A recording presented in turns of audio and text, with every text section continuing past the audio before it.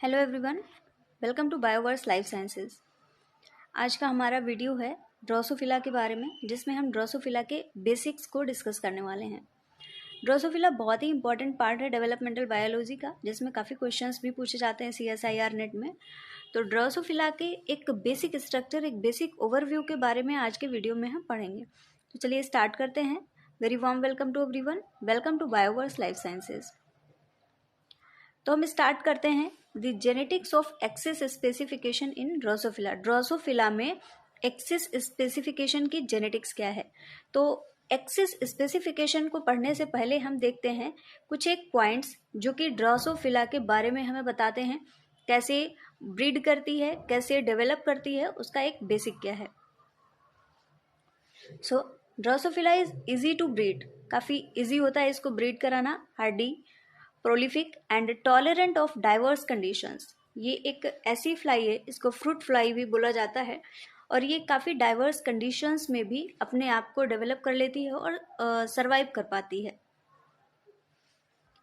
More over in many larval cells, बहुत सारी जो लार्वा सेल्स होती हैं इसकी, ड्रोसोफिला का लार्वा बनता है, इंसेक्ट्स है। तो इंसेक्ट्स में आप सभी को पता होगा जो मेटामॉर्फोसिस होती है उसमें एक लार्वल स्टेज भी पाई जाती है। तो बहुत सारे जो लार्वा होते हैं, लार्वल सेल्स में क्या होता है, दे DNA replicates multiple times without separating.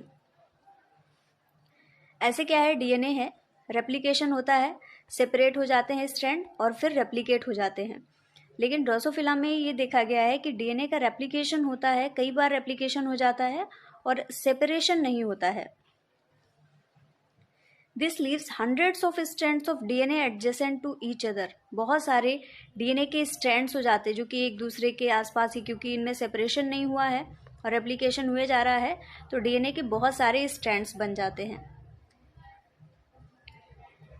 इसको हम पॉलीटीन क्रोमोसोम भी बोलते हैं। पॉलीटीन क्रोमोसोम के बारे में सबने पढ़ा ही होगा, बहुत सारे क्रोमोसोम या बहुत सारे जीन्स एक साथ में होते हैं। तो इसमें सिर्फ यही होता है कि सारे जीन्स एक साथ में इकट्ठे हो जाते हैं, सारे DNA स्ट्रैंड्स बहुत सारे, क्योंकि इनमें सेपरेशन नहीं हो पाता है, तो बहुत सारे हो जाते हैं, तो पॉली यूज करते हैं हम, और इसको पॉलीटीन क्रोमोसोम बोला जाता है।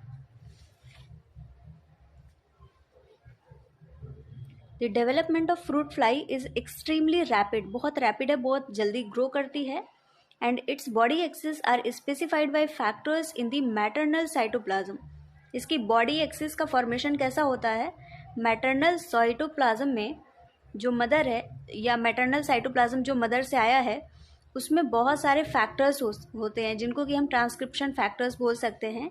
वो स्पेसिफाई करती हैं कि एक्सिस का फॉर्मेशन कैसे होगा, कहाँ पे डोर्सल एक्सिस बनेगा, कहाँ पे वेंट्रल एक्सिस बनेगा। ये भी स्पेसिफिकेशन इन्हीं मैटरनल जो ट्रांसक्रिप्शन फैक्टर्स हैं इन्हीं से होगा।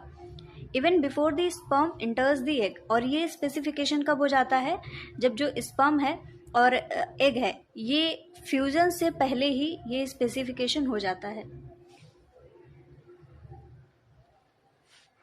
The anterior posterior axis is specified by proteins and mRNAs। जो एंटीरियर पोस्टीरियर एक्सिस का फॉर्मेशन होता है, वो जो मैटरनल नर्व सेल्स होती हैं उनमें प्रोटीन्स और mRNAs प्रेजेंट होते हैं, उनके द्वारा पता चलता है एंटीरियर पोस्टीरियर एक्सिस का फॉर्मेशन कैसे होगा। And transported into the oocyte। होता क्या है, जो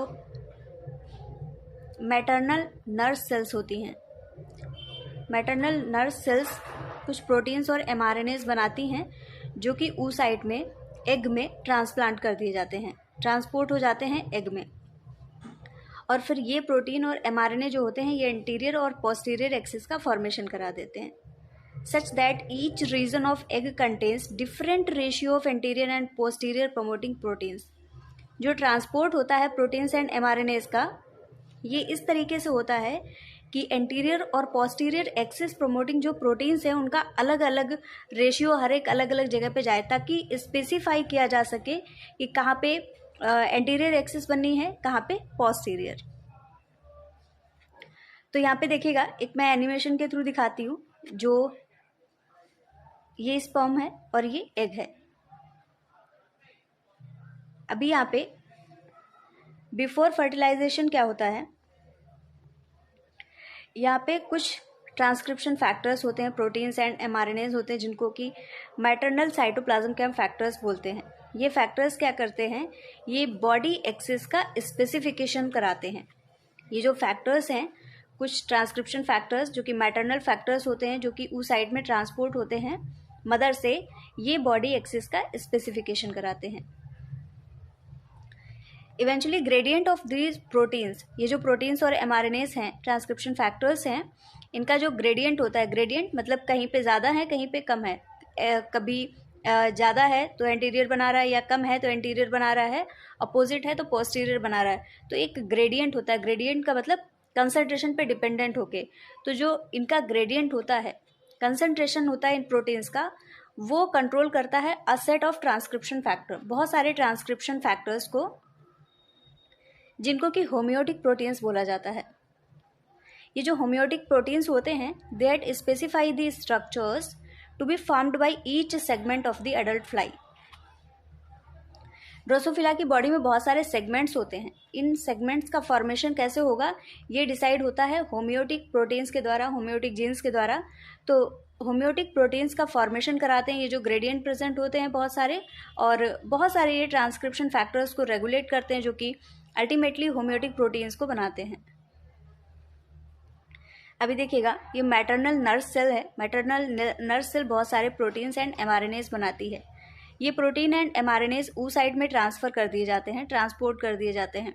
फिर ये जो प्रोटीन्स एंड mRNAs होते हैं, ये एंटीरियर पोस्टीरियर एक्सिस का प्रमोशन करते हैं कि एंटीरियर पोस्टीरियर एक्सिस कैसी बनेगी, as well as they promote transcription of homeotic proteins. Homeotic proteins का भी ट्रांसक्रिप्शन कराते हैं ताकि जो ड्रोसोफिला की बॉडी के सेगमेंट्स हैं, उन सेगमेंट्स को बनाया जा सके।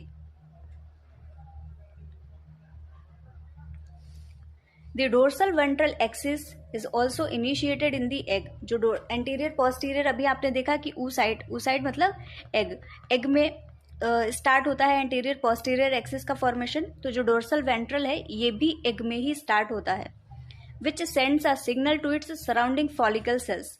कुछ फॉलिकल सेल्स होती हैं, इस तरीके से प्रेजेंट होती हैं। तो डोर्सल वेंट्रल एक्सिस के लिए कुछ फैक्टर्स होते हैं जो कि फॉलिकल सेल्स को सिग्नल भेजते हैं ताकि डोर्सल वेंट्रल एक्सिस का फॉर्मेशन कराया जा सके, जिसको कि हम बहुत डिटेल में आगे पढ़ेंगे। गाइज मैं बता दूं, ये सिर्फ हम एक बेसिक ओवरव्यू पढ़ रहे हैं ड्रोसोफिला का, ये सारी चीज़ें हम बहुत डिटेल में पढ़ेंगे आगे। So the follicle cell respond by initiating a molecular cascade that leads both to cell type specification and to gastrulation. अभी लाइक ये oocyte है और ये इसकी फॉलिकल सेल्स हैं। यहाँ से कुछ फैक्टर्स का सिक्रेशन हुआ और ये जो फैक्टर्स हैं ये ट्रांसपोर्ट हो गए फॉलिकल सेल्स में।